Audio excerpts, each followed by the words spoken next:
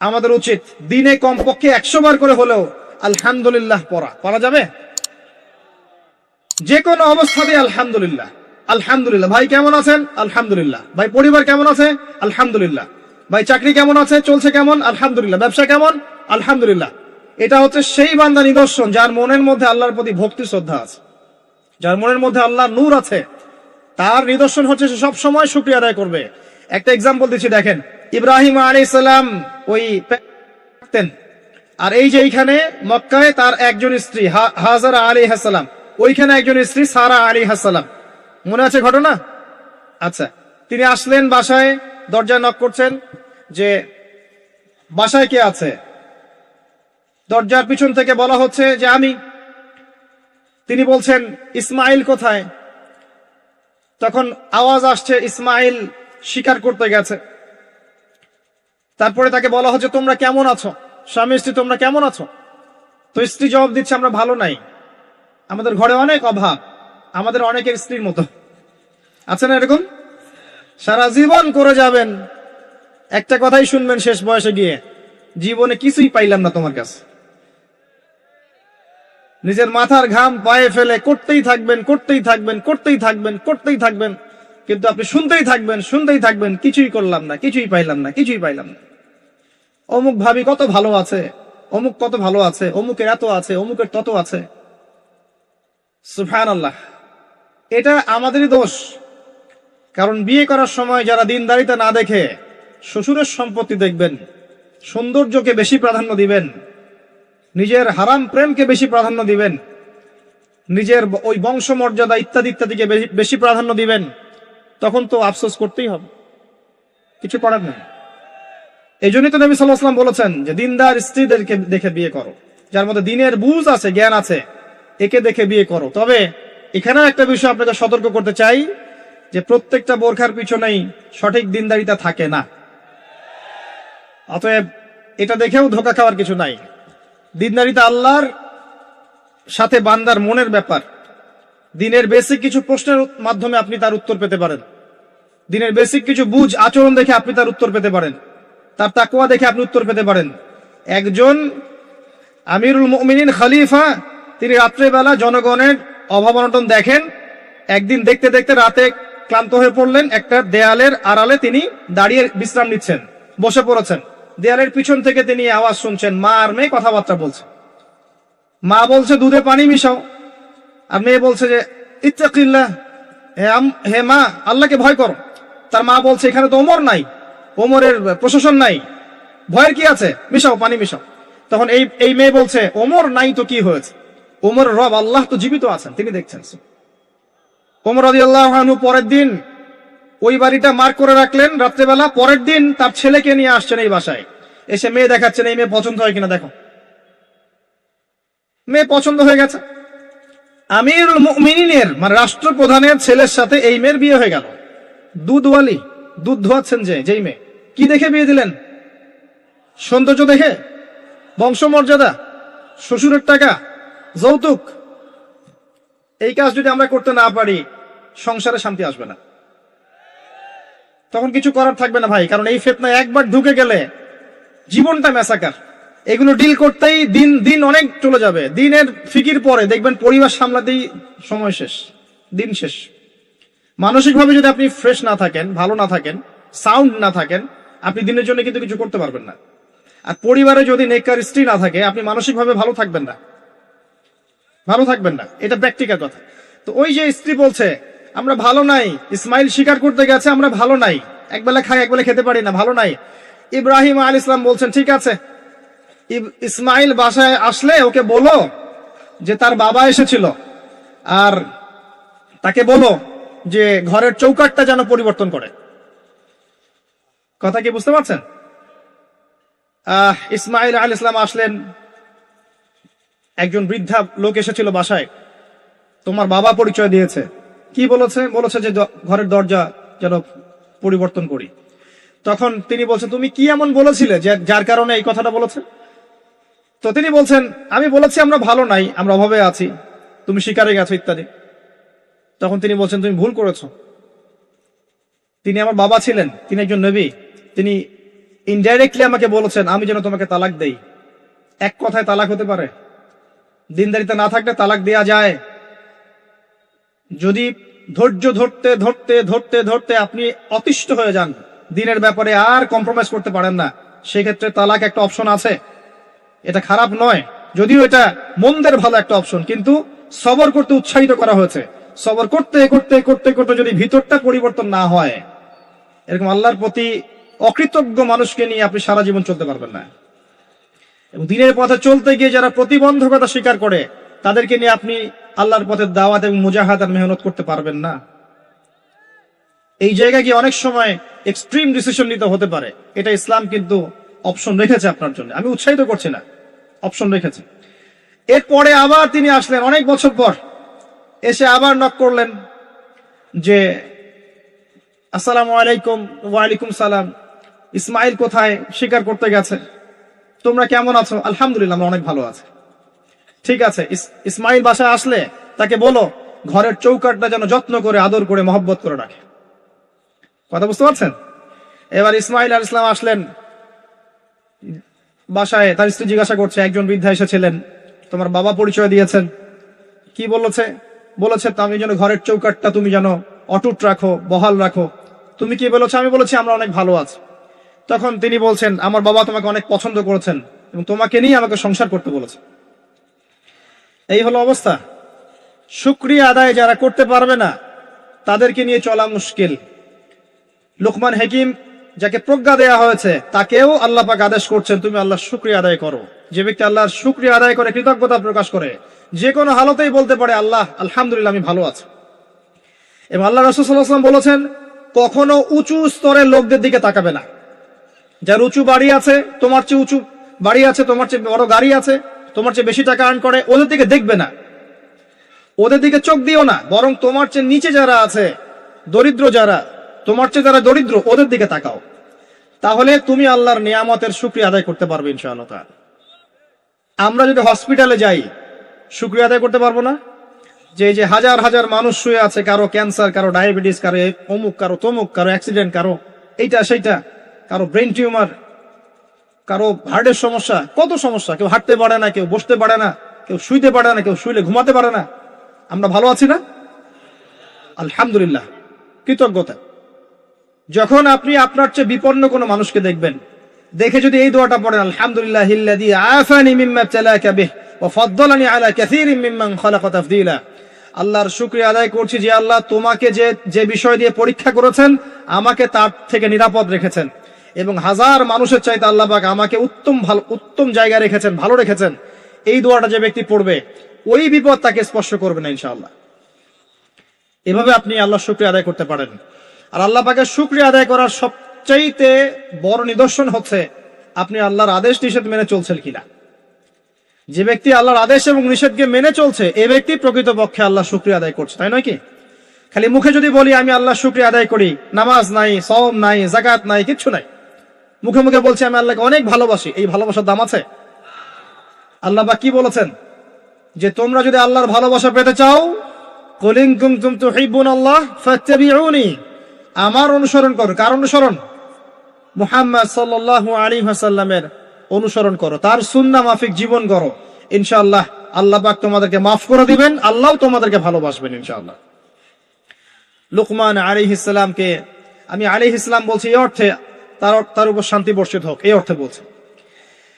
এরপর পরের আয়াতে লুকমান আলাইহিস সালাম, লুকমান হাকিম, তিনি বলছেন ওয়াইজ ক্বালা লুকমান লিবনিহি, তার সাথে তার সন্তানের একটা কনভারসেশন হচ্ছে। এটা ভালো করে শোনেন, তার সাথে তার সন্তানের একটা কনভারসেশন হচ্ছে। তিনি তার সন্তানকে কিছু নসিহত করছেন, ওয়াজ করছেন, যেই নসিহতগুলো আল্লাহ পাকের কাছে এত ভালো লেগেছে, আল্লাহ পাক কুরআনুল কারীমের মতো কিতাবে সেটাকে নিয়ে এসেছেন। কিয়ামত পর্যন্ত এটা থাকবে ইনশাআল্লাহ। কিয়ামত পর্যন্ত একজন বাবা একজন ছেলের এই কনভারসেশন থাকবে ইনশাআল্লাহ। আমরা তো মনে করি সন্তানকে মানুষ করবে তার মা, এখানে আমরা দেখছি সন্তানকে নসিহত করছেন তার বাবা। আমরা ইউসুফ আলাইহিস সালামের ক্ষেত্রেও সেটাই দেখেছি, যে সন্তানকে নসিহত করছেন তার বাবা। আমরা কোরআন ঘাটলে দেখি যে বাবা সন্তানকে নসিহত করেন, মা নসিহত কম করেন। জি, ইব্রাহিম আলাইহিস সালাম কথা বলছেন তার সন্তানের সাথে, ইউসুফ আলাইহিস সালামের সাথে তার বাবা কথা বলছেন, লুকমান আলাইহিস সালামের সাথে তার সন্তান কথোপকথন হচ্ছে। তাহলে কোরআন দেখাচ্ছে বাপ কা বেটা, বাপ যেমন সন্তান তেমন। বাপ হবে সন্তানের রিয়েল গার্ডিয়ান, মা তাকে মানুষ করবে, ইলম প্রজ্ঞা বাস্তবতা শেখাবে কে? বাবা। আর আমাদের বাবারা এখন মানি মেকিং মেশিন, তারা খালি টাকা আর্ন করার মেশিন। সকাল 10টায় বেরাবে, আবার রাত 10টায় আসবে। সন্তানের সাথে বাবার কোনো মিল মহব্বত নাই, দেখাশোনাই নাই। এটা ঠিক নয়। সন্তানকে মানুষ করতে হবে বাবাকে, তাকে প্যারেন্টিং শেখাতে হবে। আমাদের বাবাদেরকে প্যারেন্টিং শেখাতে হবে, মাদেরকেও শেখাতে হবে। আসেন আমরা এখান থেকে দেখব কিভাবে তিনি তার সন্তানকে নসিহত করছেন। এই নসিহত শুধু সন্তানের জন্য নয়, প্রত্যেকটা মানুষের জন্যই। আমরা এই নসিহত গুলোর মধ্য দিয়ে আমাদের লেকচারের ইতি টানবো ইনশাআল্লাহ তাআলা। আসুন, ওয়াইজ ক্বালা লুকমান লিবনিহি, যখন লুকমান হাকিম তার সন্তানকে বলেছিলেন, কি বলেছেন? ইয়া বুনাই, আদর করে বলছেন, হে আমার সন্তান, বাবা শোনো, লা তুশরিক বিল্লাহ। প্রথম নসিহত কি? আল্লাহর সাথে শিরিক করো না। লা তুশরিক বিল্লাহ, আল্লাহর সাথে শিরিক করো না। আমরা আমাদের সন্তানকে প্রথম কি শিখাই? Humpty Dumpty sat on a wall. আমরা শিখাই Jack and Jill went up the hill. আমরা শিখেছি জ্যাক একটা ছেলের নাম, জিল একটা মেয়ের নাম, ওয়েন্ট আপ দ্য হিল আপনাদের পাহাড়ে চলে গেল, বান্দরবনের পাহাড়ের কোনায় চলে গেল একটা ছেলে একটা মেয়ে। তারপর কোনায় গিয়ে কি করলো সেটা আপনারাই বোঝেন। তা আমরা ছোটবেলা থেকে বাচ্চাকে শিখাই Jack and Jill went up the hill. কি বুঝলেন? প্রত্যেকটা ক্ষেত্রে সমস্যা। আপনি শরিয়াতে কি শিখাচ্ছেন? আমটি আপনি খাবেন পেরে? কার গাছের আম আপনি পেরে খাবেন? যাত্রার গাছের আম আপনি পেরে খাইতে পারবেন? শুরুতে অজগর আসছে তেরে, সন্তানকে ভয় দেখে, অজগর তেরে আসছে। ওই বাচ্চা অজগরের কি বোঝে? শরিয়তে অজগর আসছে তেরে, ভয়, আগে ভয় শিখানো হচ্ছে। শরিয়তে অজগর আসছে তেরে, ভয়, আপনি ভয় পাচ্ছেন, বাচ্চা ভয় পাচ্ছে। রাত্রে ঘুমের স্বপ্ন দেখবে অজগর তেরে আসছে। হ্যাঁ, আপনি বাচ্চার সাথে যে কথোপকথনগুলো করবেন রাত্রে, সেগুলো সে স্বপ্ন দেখতে পারে। শরিয়াতে আপনি শিখাচ্ছেন আমটি খাবো পরে, কার গাছের আম পেরে খাবেন? গাছ কি আপনার? যাত্রার গাছের আম পেরে খাবে? সে চুরি করা শিখলো সে। এই তো হচ্ছে এখানে। শাব্দিক ভাবে পরিবর্তন না আনতে পারলে, নৈতিকতা না ঢুকাতে পারলে সমস্যা তো। আর কালচার এভাবেই চলছে কেন? কেউ এগুলো নিয়ে মাথা ঘামায় না কেন? সুবহানাল্লাহ, বই পুস্তক এখন টোটালি চেঞ্জ হয়ে যায়, দিন দিন চেঞ্জ হচ্ছে। দেখবেন আগে আমরা অনেকগুলো নজরুল কবিতা পড়তাম, কবিতা নাই, আস্তে আস্তে আস্তে আস্তে ভ্যানিশ। একটা ভিতর থেকে একটা আদর্শ আপনাকে ইনজেক্ট করা হচ্ছে। কোন আদর্শ সেটা আপনি খুঁজে বের করেন, এবং যে আদর্শটা রাখা উচিত সেটাকে আস্তে আস্তে মাইনাস করা হচ্ছে। কোনটা সেটা আপনি ভাবেন। সন্তানকে বাবা শেখাচ্ছে ইয়া বুনাই লা তুশরিক বিল্লাহ।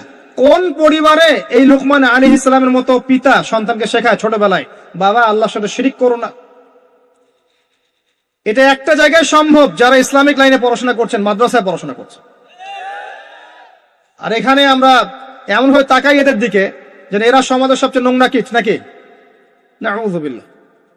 তো দেখেন, আমরা আরো শিখাই বাবা তোমাকে বড় হতে হবে, নিজের পায়ে দাঁড়াতে হবে, বৃদ্ধ বয়সে বাবাকে দেখতে হবে, মাকে দেখতে হবে, প্রতিষ্ঠিত হতে হবে। আগে আমরা বাচ্চাদেরকে এগুলো শিখাই।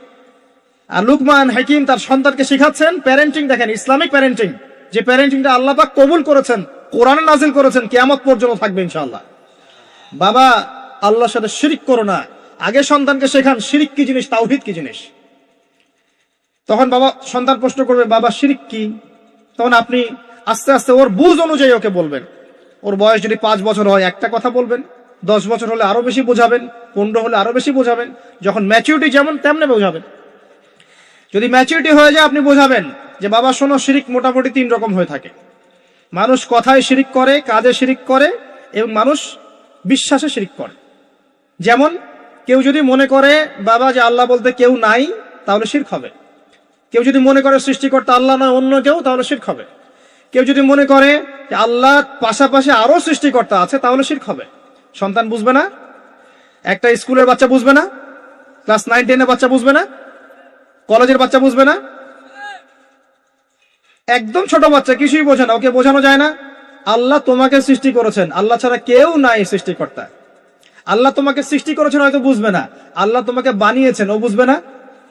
আল্লাহ তোমাকে বানিয়েছেন, এই দেখো বাবা বাড়িটা আমরা বানিয়েছি, তোমার বাড়ি আমাদের বাড়ি আমরা বানিয়েছি, ও বুঝবে না? আল্লাহ তোমাকে বানিয়েছেন, তুমি মায়ের পেটে ছিলে, সেখান থেকে আল্লাহ তোমাকে দুনিয়ায় নিয়ে এসেছেন, বুঝবে না? বাচ্চাদের একটা ফিলোসফি থাকে, বাচ্চারা অনেক কিছু বোঝে, জানেন? বাচ্চারা অনেক কিছু বোঝে। একটা বাচ্চাকে আপনি বলেন প্যান্টটা খোলো তো, ও খুলবে না জীবনেও। একটা বাচ্চাকে বলেন এই তোমার প্যান্টটা খোলো, দেখি তুমি মুসলমানি করেছো কিনা। আমরা মজা করি না ছোটবেলায়, বাচ্চারা খুলতে চায় না, কারণ এই যে লজ্জাশীলতা আল্লাহ পাক দিয়ে তাকে পৃথিবীতে পাঠিয়েছেন। বাচ্চাদের ফিলোসফি আছে, এটা নিয়ে যারা বাচ্চাদেরকে নিয়ে পড়াশোনা করে, আপনার কোর্স করায়, ট্রেনিং দেয়, তাদেরকে জিজ্ঞাসা করেন। বাচ্চাদের সাথে শুদ্ধ ভাষায় কথা বলতে বলা হয়, বাচ্চাদের সাথে শুদ্ধ ভাষায় কথা বলতে বলা হয়, যাতে ওরা শুদ্ধ ভাষা শেখে। বাচ্চাদের সাথে বাচ্চাদের মতো আচরণ করতে নিষেধ করা হয় এখন, তাদের সাথে ম্যাচিউর আচরণ করতে উৎসাহিত করা হয়, তারা শিখবে বাস্তবতা কি জিনিস। বাচ্চাদেরকে বেশি বেশি খেলাধুলা করতে উৎসাহিত করা হয়, খেলার মধ্য দিয়ে নেতৃত্ব দেওয়ার গুণাবলী অর্জন হয়। ওদেরকে মাঠে খেলতে দিতে হয়, বৃষ্টি কাদায় মাখামাখি করতে দিতে হয়, ওরা বুঝবে। গায়ের সাথে যখন মাটি লাগবে, প্রকৃতির সাথে মিশবে, ওরা হৃদয়টা বড় হবে। দেখবেন মুহাম্মদ সাল্লাল্লাহু আলাইহি সাল্লামকে যখন তিনি জন্ম নিয়েছেন, প্রথম 4-5 বছর তাকে ওই আরবের বেদুইনদের কাছে রাখা হয়েছে। ওখানে তিনি ভাষা শিখেছেন, মরুভূমিতে দৌড়িয়েছেন, খেলেছেন, ফিজিক্যালি স্ট্রং হয়েছেন, ভাষা শিখেছেন, শুদ্ধ কথা শিখেছেন। এরপরে হৃষ্টপৃষ্ট হয়ে তারপর মায়ের কাছে ফেরত দেওয়া হয়েছে। এখনকার জেনারেশনে বাচ্চাগুলোকে দেখেন কিভাবে বড় হয়ে ওঠে। আসেন, অনেক লম্বা হয়ে যাবে, আগে পয়েন্টে চলে আসেন। বাচ্চাকে বোঝানো যায় না যে এর বয়স হিসাবে আপনি বুঝাবেন যে কেউ যদি মনে করে যে বাবা আল্লাহর পাশাপাশি অন্য কোন সৃষ্টিকর্তা আছে যে তোমাকে বানিয়েছে, তাহলে শিরক হয়ে যাবে। আর শিরকটা হচ্ছে এমন একটা পাপ। শিরকটা কি আব্বু জিজ্ঞাসা করবে, বাবা শিরক এমন একটা পাপের নাম যেই পাপটা আল্লাহ পছন্দ করেন না। এটা একটা খারাপ জিনিস, পাপ হয়তো বুঝবে না। শিরক একটা কি জিনিস? খারাপ জিনিস। শিরক খারাপ। তোমাকে আমি আদর করছি আব্বু, এটা ভালো না? বলবে হ্যাঁ ভালো। তোমাকে যদি একটা থাপ্পড় দেই, খারাপ না? যে হ্যাঁ খারাপ। শিরক একটা খারাপ জিনিস, বাচ্চাকে বোঝানো যাবে না। বোঝাতে গেলে পারলে সবকিছু বোঝানো সম্ভব। আর আরেকটু ম্যাচিউর যখন হয়েছে, এই বাচ্চা তো ম্যাচিউর, যাকে বোঝানো হচ্ছে ইন্না শিরকা লাযুলমুন আযীম, এ তো ম্যাচিউর বাচ্চা, স্কুল কলেজ এই লেভেলের বাচ্চা। তো তাকে বোঝান যে কেউ যদি আল্লাহ ছাড়া অন্য কারো নামে কসম করে, শিরক হয়ে যায়। কেউ যদি আল্লাহ ছাড়া অন্য কারো নামে নজর মানত করে, শিরক হয়ে যায়। কেউ যদি আল্লাহ ছাড়া অন্য কারো নামে কুরবানি দেয়, শিরক হয়ে যায়। কেউ যদি আল্লাহ ছাড়া অন্য কারো জন্য ইবাদত করে, নামাজ পড়ে, রোজা রাখে, হজ করে, যাকাত দেয়, শিরক হয়ে যাবে। কেউ যদি আল্লাহ ছাড়া অন্য কারো কাছে চায়, তাহলে শিরক হয়ে যাবে, ইত্যাদি ইত্যাদি। এগুলো বোঝানো সম্ভব নয়? সম্ভব। এতটুকু তো বলা যায় আল্লাহ থেকেই সবকিছু হয়, মানুষের কোনো ক্ষমতা নাই। বুঝবে না সে? ইন্না শিরকা লাযুলমুন আযীম। বাচ্চাকে প্রথম শিখাচ্ছেন তার বাবা, বাবা শিরক করো না। শিরক হচ্ছে সবচেয়ে বড় জুলুম, সবচেয়ে বড় পাপ। আর আমরা আপনাদেরকে বলছি, শিরকের পাপ নিয়ে কেউ যদি মারা যায়, 99% সম্ভাবনা সে ব্যক্তি জাহান্নামে যাবে। 99% সম্ভাবনা কেউ যদি শিরকের পাপ নিয়ে মারা যায়, 99% সম্ভাবনা হচ্ছে সে ব্যক্তি জাহান্নামে যাবে। কারণ আল্লাহ পাক শিরকের গুনাহ ছাড়া যে কোনো গুনাহ মাফ করতে পারেন, শিরকের গুনাহ আল্লাহ পাক মাফ করেন না। শিরক ছাড়া যে কোনো গুনাহ আল্লাহ যাকে ইচ্ছা মাফ করতে পারেন। আমরা কি শিরক করব? তাওহীদ শিখবেন। একটা বইয়ের নাম বলে দেই, পড়ে নিয়ে তাওহীদ শিখতে পারবেন। বইটার নাম কিতাবুত তাওহীদ। কি নাম? কিতাবুত তাওহীদ। এখানে শিরকের সমস্ত ক্লাসিফিকেশন দেয়া আছে, কি করলে, কি চিন্তা করলে, কি বললে, কি আমল করলে শিরক হবে, সব লেখা আছে। তাকদীরকে অস্বীকার করলে শিরক হয়ে যায়।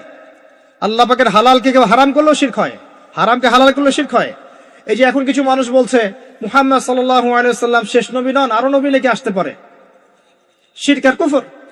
কেউ বলছে যে ভাগ্য বলতে কিছু নাই, আমি নিজে যা করব তাই ভাগ্যে লেখা থাকবে, শিরক হয়ে যায়। এমনও বলছে মানুষ, এখন নতুন নতুন অনেক ফিতনা। এখন বলছে আমরা শুধু কোরআন মানি, হাদিস মানি না। আছে না? শিরক এবং কুফর। আসেন, এরপরে তার সন্তানকে তিনি কি বলছেন? আল্লাহ পাক এই কথাগুলো সবার জন্য নসিহত করছেন।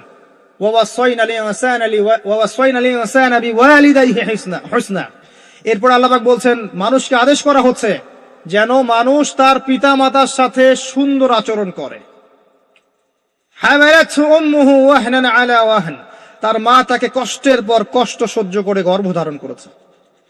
ওয়াফিসালুহু ফি আমাইন, তাকে প্রসব করেছেন এবং 2 বছর দুধ পান করিয়েছেন।